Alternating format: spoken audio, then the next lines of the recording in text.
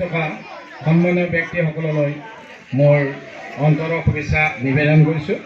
লগতে লাচিত যুৱ সংঘৰ এই দ্বিতীয় বৰ্ষৰ তেওঁলোকে যিখিনি বহু কষ্টেৰে ইয়াত কষ্ট কৰি এই উদযাপন নাচ গীত মাত কৰিছে, তাত মই সমূহ সদস্যলৈ মোৰ আন্তৰিক শ্ৰদ্ধা আৰু আশীৰ্বাদ জনাইছোঁ।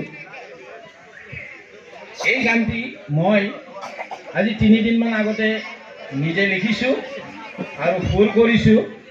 গতিকে আপোনালোক সকলোৰে আশীৰ্বাদত গানটো কেনেকুৱা হয় মই নাজানো, কিন্তু লাচিত যুৱ সংঘ যিহেতুকে মই লাচিতক এটা উদাহৰণ কৰিয়ে গানটো লিখিছোঁ। গতিকে আপোনালোকৰ আশীৰ্বাদ বিচাৰিছোঁ। গানটো শুনি কেনেকুৱা পায় মই নাজানো, যা হওক, যদি ভুল হয় গোটেইবিলাকে মোক নিজৰে এজন স্থানীয় শিল্পী বুলি ক্ষমা কৰি